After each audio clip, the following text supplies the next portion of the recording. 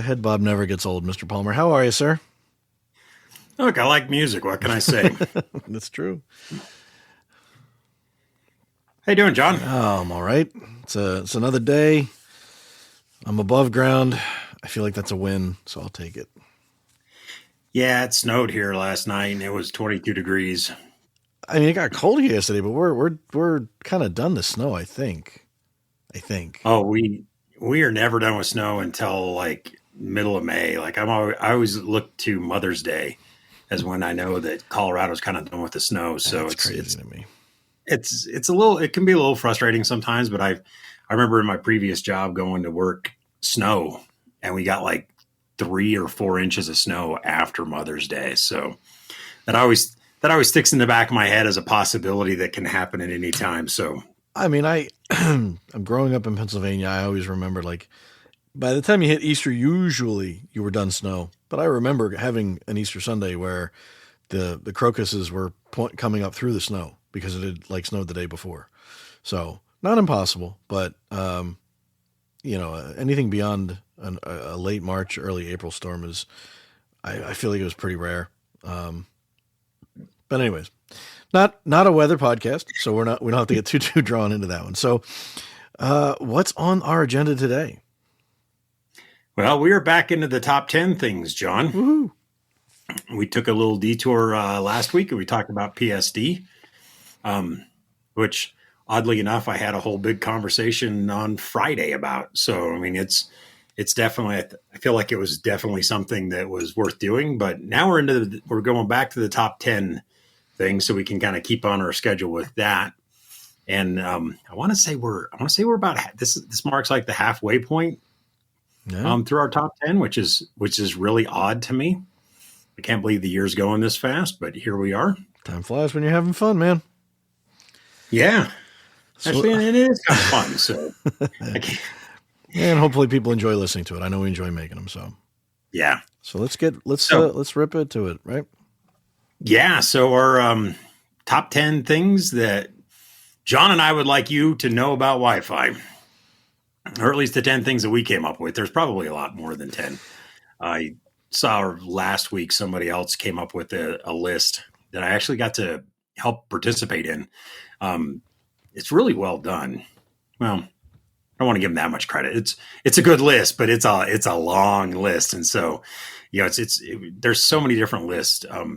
So please don't think that this is like the only 10 things. These are just the top 10 things that John and I came up with when we were like, what would we do? And so if you remember from last time, and if you don't remember from last time, good thing I have a list here. We started with the client is always in charge. Then we got to more is not always better. What are the requirements? And I still love that one, because it is the hardest thing we do. It's the hardest thing that anybody can do with Wi-Fi. And it, always ends up starting at that for whatever reason. And then, then it comes up with it all starts with a good design. I guess I should change that to be like, after this, it starts with a good design. But default isn't always the best. And I've had this conversation more times than I care to admit about, defaults and what are the default settings, and should you change the defaults? Should you not change the defaults? And so I thought for this one, we would go, at least for this particular topic, we're just going to talk about defaults. And maybe I said it isn't always the best, because you know what? Sometimes they are the best. And we'll get to that here in a little, hopefully in the next 30 minutes. But I wanted to talk about something must be the default. And what I mean by this is, when you're coding something, it's either like a 0 or a 1, right? I mean, and usually when it comes to this stuff, 0 actually means something. 0 has, well, it might not have a numerical value for most people.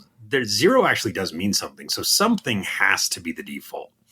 And I think some people kind of lose track of that and lose track of this idea that, oh, well, it's the default, so it must be the best. Well, no, it's just something had to be the default. You know, does it mean it's the best for you or the best for your network? Well, no. That's just what something had to be the default. And I think people get kind of hung up on that. They're like, but that's what those guys said as the defaults. That has to be the best. No, no, it's not. No, sometimes the default is just a value to be a placeholder. And that's my point. I think, that's a really good way to put it, John. It's something has to be the default. Something has to be that placeholder. Something, it's kind of like when you get into a brand new car and you turn it on and there's it's got the stereo, the radio in there, and it's set to something. Well, got to be something's got to be the default. There had to be a value. It doesn't mean it's the right value. It doesn't mean it's the best value. Yeah, it's just a value. But it's literally a placeholder. It's a placeholder. That's all it is. And so I think too many times people just forget that these default, and I think this is where it gets kind of interesting and where we really kind of come in. And this is where having the training and the background and the certifications and everything all kind of come in, is because while the default isn't always the best, sometimes the default is the best. Sometimes that default, that placeholder value really is what you should leave it as. And we'll get to that later. Or we've got people that put out the default that is the best in a lab environment, but not when they deploy it at home. Looking at you, cable companies. Well, I mean, we could get into the cable company. And in fairness, it's not even the cable companies, right? You buy some gear anywhere off of a big box store or Amazon or whatever, and you plug in like consumer grade wireless gear. It defaults to what is best in their lab environment. Brand X said 80 megahertz wide channels at full power is the best in our lab, which I question their lab methodologies at that point, but not the 80 wide, but the full power. And it might be great in the lab, but you put it in an apartment building and it's horrible. It's just, but again, it goes into the training and we're going to get into that. So yeah. And we might have to park the cable one to the side because we're not going to go back there. Well, but I'll defend the cable. I'll defend all the ISPs and all the consumer it's a stuff marketing thing. They want to be able to deliver the best experience, and that's the best experience in a perfect situation. Well, we're parking this one because I think it's something different, and we can get it. We can debate this. What? We might as well make this another. And we've got a 10+1 now. we might have to. Well, let's make this an episode. We'll actually get into that because I have some feelings behind that. And so let's park that. Let's park that argument. We'll get into Jim's. Keep in mind. Yeah, we'll get into Jim's feelings another day. Oh. Anyways. And this is where we sort of then migrate from something, you have that placeholder, that default, something that's there. And then the question becomes, well, should I change it? Well, it depends. Sometimes the default might work for you. Sometimes the default might not. But, that all depends on the scenario you're in, like an apartment building. You're out in the middle of the woods. Maybe you run a network where you control all of the Wi-Fi around you and you're on a big campus and there's this nice buffer that exists all the way around the property. What you change is going to depend on the scenario you find yourself in, because we have to remember at the very heart of it, Wi-Fi is an open source. I don't want to call it open source, but it's an open standard, right? And in the two-way radio world, we call that a common air interface, which is as long as you meet the criteria, then your device is allowed to operate on that channel, on that spectrum. And so but there are some things that I believe, and if you believe it or not, I run this past John, and John, I think, agrees with me, at least is okay with this list, that there are some common defaults that you should probably look at and probably examine for every network that you have, whether you do a one network, at your house, or you have multiple networks across multiple buildings in a campus, or if you have multiple buildings across multiple campuses across the world, there's always some common defaults that you should examine, you should take a look at. So I want to take a little bit of time here and go through some of these, and we can talk about each one. And the first one I want to talk about is the allowed channels. And I think this goes back into the ISP argument, so I don't want to steal too much from that episode because we haven't come up with that episode yet. But, there's allowed channels. And the funny thing is I can actually go back and I can talk about Ruckus here for a little bit in the Ruckus Unleashed platform, because there's a setting that you set when you first do an Unleashed network. And it's when you optimize it for performance or you optimize it for compatibility, and it will disable, enable certain channels based on what you're trying to optimize for. And just like with the ISPs, that might be a little arcane way of doing things, but it's a safe way of doing things. And so it's really handy to go in and look at what are the allowed channels. Sometimes we allow channels we don't want to allow. And we can use 2.4 as a good example here, with sometimes you're allowed to use, you're always allowed to use channels 1, 2, 3, 4, 5, 6, 7, 8, 9, 10, 11. And then, of course, you can be on John's bandwagon when you go, well, how many channels are there in 2.4, John? It depends.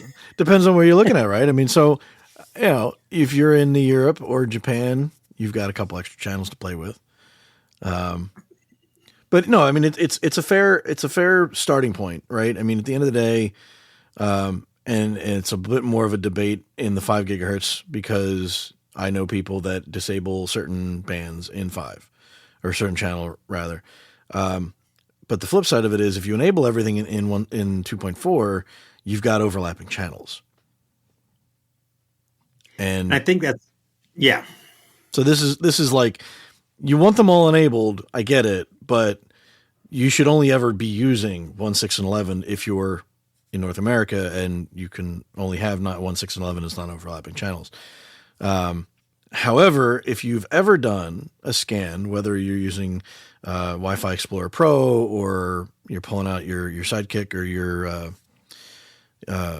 whatever the other doohickeys are called, you'll see in a home, you walk through a residential neighborhood, and sometimes you'll walk through an enterprise, a corporate park or whatever, and you'll find 2.4 devices on 2, 3, 4, 9, 8, whatever, because according to their device algorithm, which is poorly written or whatever, it's an available channel. There's no problems using it when it's 1, 6, or 11.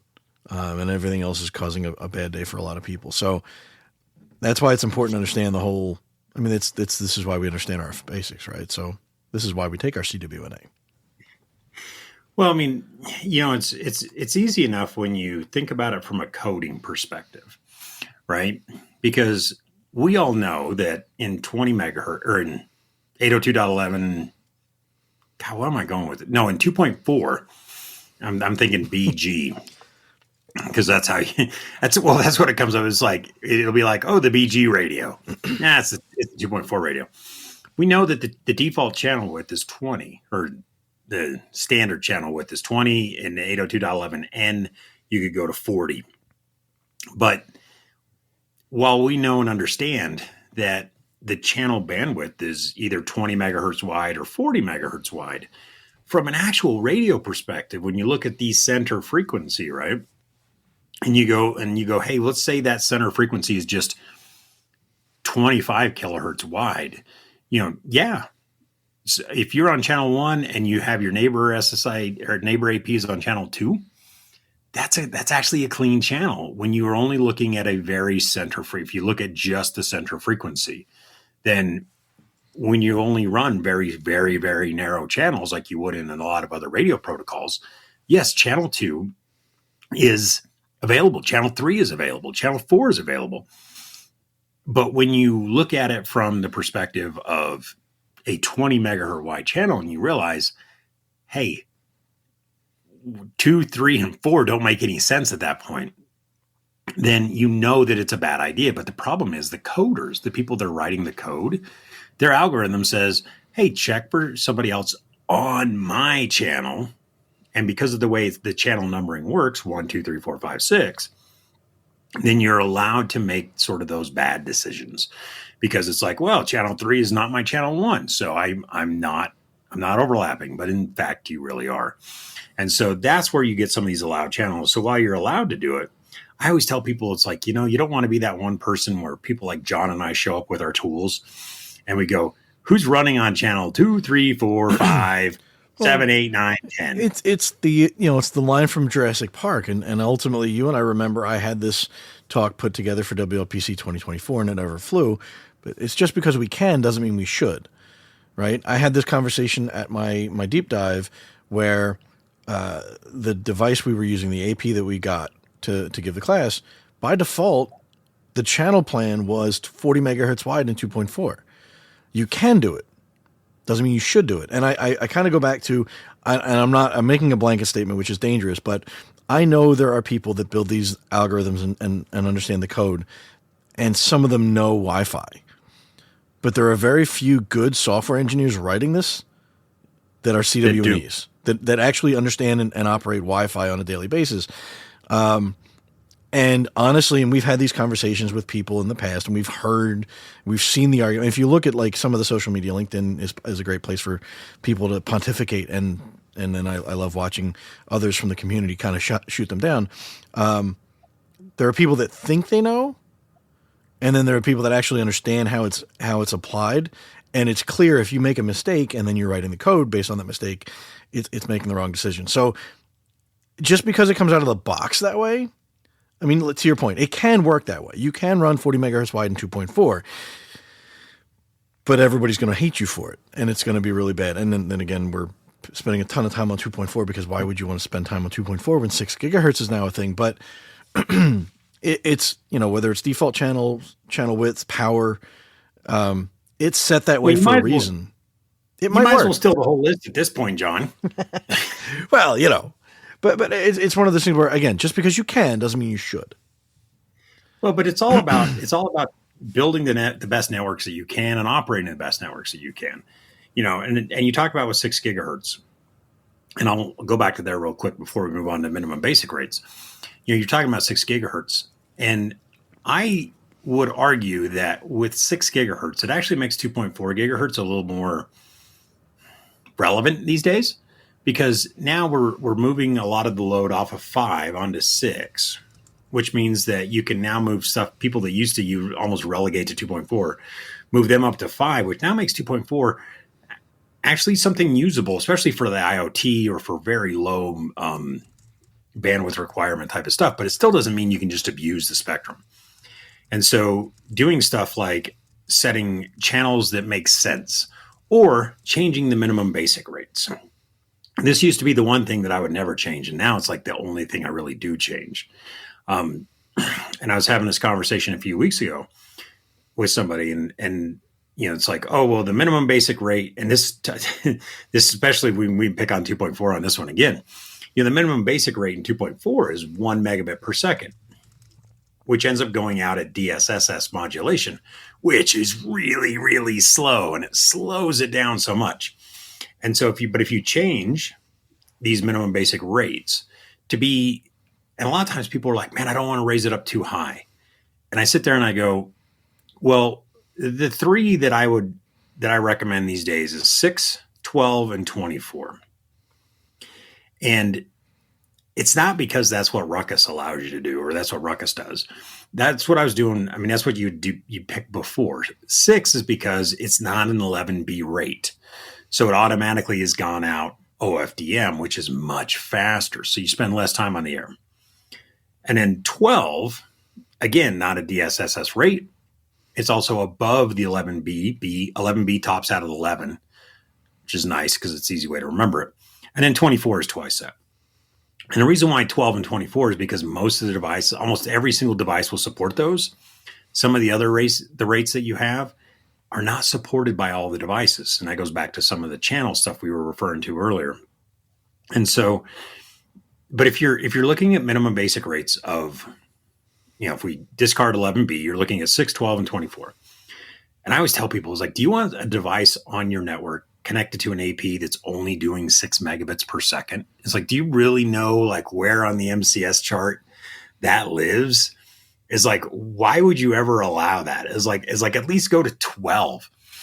I mean, because at least at that point you're like, hey, you got to have an MCS of 1. You know, there is an MCS of 0, but it's like, if you're going to have an MCS of 1 is the minimum. I mean, really? Is that where we're really setting our standards now? If you've done everything else right, you should never have a device that's doing MCS of 1 on your network. Yeah, it just never shouldn't happen. And I think that's the big thing. And it goes back to, again, understanding, learning the basics and getting that training and education in the field. Because, early on, and I mean, I remember when I was just starting to learn my way around this, you talk about something like this and it gets a little bit scary because you're like, well, what if something can't connect? And now you're like, but that's kind of the point. Like, I don't want the weak clients connecting. I don't want the legacy stuff on my network anymore. And then ultimately, when you're in a newer network, you almost kind of want to, it goes back to when I used to run wired networks and somebody plugged something in and nobody knew what it was. I'm like, well, there's one way to find out. And they're like, how? I'm like, unplug it. And then they'll come screaming. And if nobody comes screaming, then whatever that wasn't important. Or wasn't allowed in the first place. Exactly. So it's one of those things where I'm not encouraging anybody to do anything to break anything in production, but these settings are there to be tuned. And this is what, you go to get a CWNA, you get an RCWA, you get a training like that. Any of those classes are going to teach you how to understand what the rules and the parameters are and how you can best tweak it. So the defaults might work in some cases. They might be perfectly fine. Pardon me. You might go to a Soho type of environment, a SMB, if you will, and take the defaults out of the box and everything runs fine enough. Maybe it's not great. Maybe somebody like you or I would go in there and look at the settings and have a twitch. But it works. I mean, at the end of the day, we've said it before. People have always said it. Wi-Fi works in spite of us, not because of us. But what we want to do is make it the best Wi-Fi it can possibly be. And that's why, we're not saying defaults won't work, but some defaults are made to be improved. So. Well, and, you mentioned it before with transmit power. This is a common thing I see all the time, is most of the time the transmit power ends up defaulting to be either full power, or in the case of a lot of networks nowadays, a lot of controllers nowadays, they set it to auto, where it's like, oh, we're just going to let the controller make the decision for us.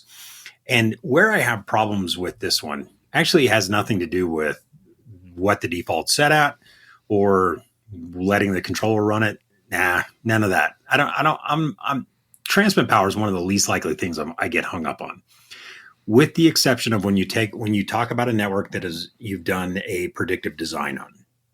And this is, where you haven't done an AP on a stick. You've measured walls using a couple different methods, or you've taken a guess at the walls. You put your APs on the map in your little planning tool and you go, this is what I think it's going to look like. And the reason why I bring this up is because if you go look, and how many people, raise of hands, go into their planning tools. Yes, me too. And look at what is the default transmit power for those APs. If you remember when we were talking about it a few episodes ago, when I went in and I showed it off, and it's like, the default transmit power for like an R770 was 10 dBm. Understanding what transmit power is defaulted to in your planning tool versus what you end up deploying, you're going to get wildly different results between what you think is going to happen and how many APs you put on your map, and then deploy and cable and deploy. You're going to end up with a wildly different network if you plan for 10 dBm and then you happen to run the whole thing at full transmit power, because then you just end up with co-channel contention, co-channel interference. You potentially, if you're running full power, can actually end up with adjacent channel interference at 5 gigahertz, which technically shouldn't happen. But if you're running such high power and you have a whole lot of APs because you planned for 10 and you're running 22, 23 dBm, then yeah. So take a look at your transmit power. Know if you plan for being 10 and you're running at 22, that's 12 dB of difference. And if you know your rules of threes and tens, you've doubled and then doubled and then doubled and then doubled. That's a lot of doubling in your transmit power. So you're going to end up with sticky clients. You're going to end up with all kinds of other problems simply because you didn't look at the transmit power. And then channel widths. This all sort of ties in together when you take, and this goes back to some of the stuff we were talking about with, it all starts with a good design, because if you do the design right and you do all the stuff right and you look at it right, when you put this stuff into production, a lot of your problems can be fixed because you have a solid RF design. And that's when if you think about it, with the exception of the minimum basic rates, allowed channels, transmit power, and channel widths are all an RF thing. We haven't even gotten into really, with the exception of the minimum basic rate, which is sometimes used to fix poor RF or fix poor RF designs. All of the stuff we talked about is all about the RF stuff. Because and you say that, and Jake just started twitching. Why do you say that? Don't fix in software, which you need to fix in design. Well, that's where this all comes from, is having conversations with Jake. Yeah. Jake likes to push me, and Jason, which he should. And I appreciate Jake. So Jake, if you're listening, thank you for everything you do to help me grow and understand as a Wi-Fi engineer. I appreciate it. I really do. Because, these channel widths, while it looks really fun, can really cause a lot of problems. And so channel widths is one of those things where, we end up with problems when we want to run the highest transmit power at the widest width, because that's going to give us our fastest speeds, because that's what it's all about. Which it's not, but that's what ends up, that is the conversation for a different episode. But the last thing I want to talk about with some of these common defaults is 802.11 KVNR. And this is the one 802.11 thing that I really want to talk about here. And the reason why is, in the past, it was common knowledge that you only enabled these like if you were really certain. And so really the defaults was don't enable it. But much like we were talking about with minimum basic rates and keeping older devices off your network, you and I have been doing Wi-Fi for a while now. And so I think sometimes we think about what it was like when we started. I remember when I started in Wi-Fi, it was in 2012. So it's been 12 years. And in technology, 12 years is a lifetime.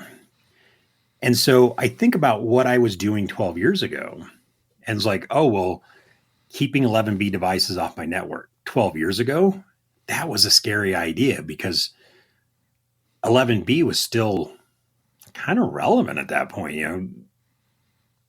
But 12 years down the road, in 2024, our devices have all come a long way. And you mentioned, I think before we hit record, we were talking about with 6 gigahertz having 59 channels and 24 channels or 25 channels, and anywhere from 11 to 13 channels in 2.4. Our devices are now being asked to scan a whole ton of channels, and 11 KVNR help not only with roaming, but just understanding, letting devices know and get as much information as they can about the networks they're associated to, so that they have the best possible knowledge base in which to operate from. Because if we remember from episode number 1 in this series, the client is always in charge. No, it's true. At the end of the day, and I'm probably going to steal a little bit of your thunder because I know we ran through this before, but and this goes through everything. At the end of the day, power, channel width, KVR, any of it, I'm a big proponent of, and I know you are too, so I'm probably stealing your thunder, but use what you can use until you know you can't use it. But that mindset right there is the whole thing around channel widths. And we both, I think, got this from Keith Parsons, who said, go as wide as you can until you can't. until you've proven you can't use 80 megahertz wide channels, use 80 megahertz, plan for it until all of a sudden until you go, you know what? No, I can't. I can't use 80 because then I end up with the co-channels. I have two APs operating on the same channel that can hear each other above a neg 85. So now I can't. Yeah. I mean, thinking about 6 gigahertz, there aren't many people that have a Wi-Fi 7 AP that's running their house and have a Wi-Fi 7 client that can take advantage of it. But so for right now, if you looked at a spectrum scan, I could be that guy, that obnoxious person running 320 megahertz wide channels, and I wouldn't care because nobody else is there. But in a year or two, I won't be able to get away with that, probably. Well, see, and that maybe not 320, but I'll tell you, like 160, you'll probably be able to get away with it.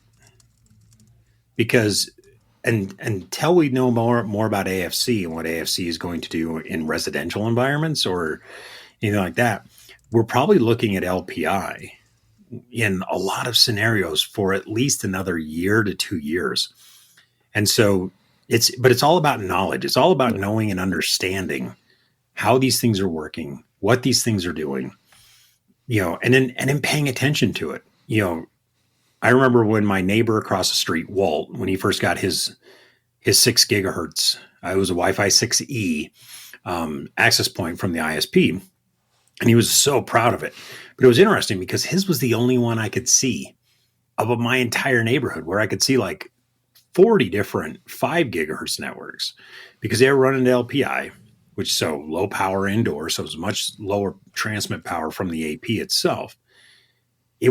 And I could only see his like below a neg 85, which meant, I could probably run my 6 gigahertz over here at LPI and we wouldn't interfere with each other because we were below that clear channel assessment value and what we were seeing each other's, APs at. And so, but a lot of this really ties into the last thing I want to cover, which is know the why before the how.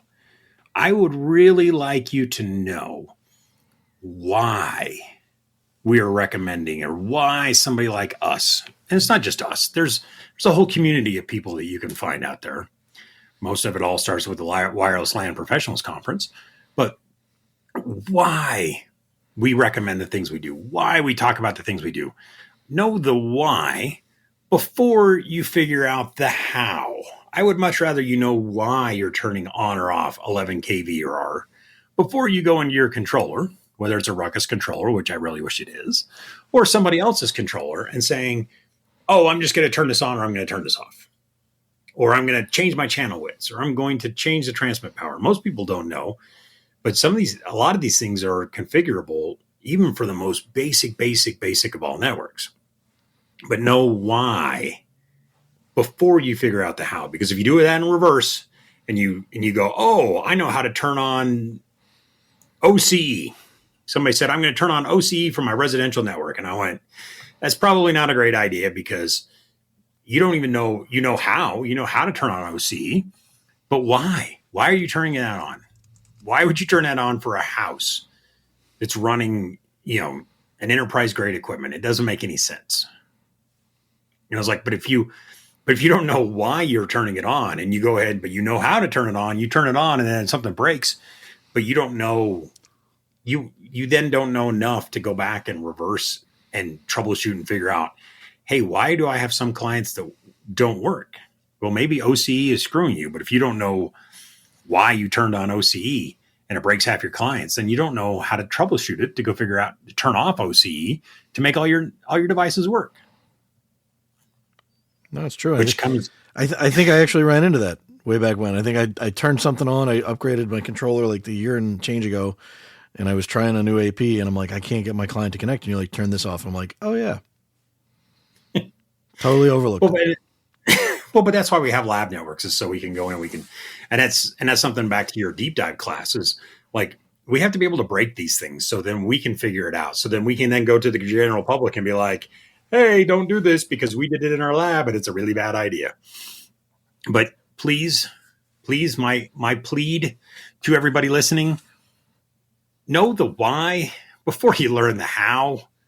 Once you know why, then you go learn how, and then you can, and that way when you go experiment and you're playing around and you break it and the family complains, you at least know how to go turn it off because you learned why. And so when it breaks, you know why it broke, and then you can know, oh, let me go turn that off. So please, from the bottom of my heart, for all of my fellow CWNEs in the world, know the why before you learn the how.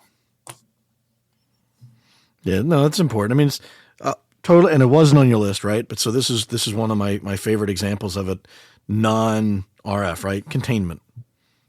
Okay, I've seen people that don't know anything about anything, and they don't understand the legalities of it, or the fact that we really can't tell anybody what they can and can't do on an open, free network that is not licensed. But they always get somebody goes, I've got access to my controller, and I can see I can contain. I want to do this. What's this do? I'm like, don't do that ever. Ever. Know what it is before you try to figure out how to turn it on. Because if you do that, you're going to have a really bad day. Anybody that knows. But no, it's definitely important. And again, I go back to I love the Jurassic Park line from Jeff Goldblum. Just because you can doesn't mean you should. And those, I mean, there's a litany of defaults we did not even get into, right? We didn't talk about, there's Ruckus specific things, where like, so for example, something like TCM, the default values in TCM are considered probably the best starting point, and you can tune either way to make it more or less aggressive. Something like, what's another good one I'm thinking of? And I had it and then I lost it because I'm senile. But I mean, there's a lot of different default values that we didn't even cover in this particular conversation that, there's a lot out there, but it's always important to understand what you're trying to do with that before you understand how to do it with that. And maybe you shouldn't do what you're trying to do with what you're trying to do it with because you don't understand it or you misunderstood it. So yeah, but the defaults aren't all bad. I mean, it's again, right there at the top of the screen, patent pending, for Sam, but it depends, right? It always does. At the end of the day, and people get mad at us for saying, "Oh, that's such a snarky thing to say." It's not, though. It's not a cop out. It's not a snarky thing. It's literally.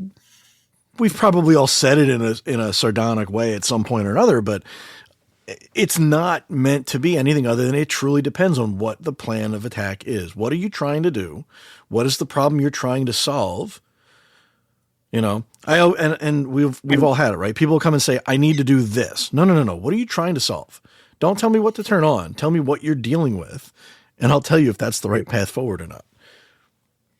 And in all fairness and all honesty, I should probably take these to that it depends and the final bullet point of know the why before the how. They should probably almost be one single bullet point of it depends, but I need you to know the why before the how, because it's a single thing. It's a single whole thought process and phrase of when we say it depends, it's because I need to know why. What are you trying to do? What are you trying to attempt? Because people always ask, well, should I turn this on? And you could literally say it depends because I need to know why you want to turn that on before we talk about how you turn that on.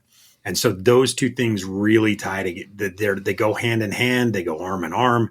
It's anytime somebody says it depends, it's because we want to know more about the why before we ever get into the how. And so that is why that's the one thing that I really wish, from this episode, I please take that away from this episode is understand and know the why before we get into the how, because that is going to make you not only think about it, but it's going to make for a much better conversation when you start talking to people like John and I, and you say, how do I do this? Because we're going to ask you, why are you wanting to do it? Yep. So hopefully you stick around for the next episode in our series, which is number 6. I'm pretty sure everybody at this point knows where I'm going with trust. So I got no clue, and I'm his co-host, so guess you're going to have to tune in for that one and find out. Well, you got 2 weeks to think about it, John. I bet you can figure it out between now and then. I'm sure I probably won't. But anyways, I'm glad you have some faith in me. On that note, I don't have anything else, Mr. Palmer. I think it's a good time for us to wrap up. Yep. I will see everybody on the next episode. Awesome. Take care, everybody. Hey there. Thanks for listening. If you liked our show and haven't yet done so, please like and subscribe. If you want to contact the show directly, you can email us at ruckcast@comscope.com. Jim and I both read those emails. To learn more about any Ruckus products or services that we've talked about on this or any other prior podcast, please check out our About section of the show or the show notes. And as always, thank you for listening.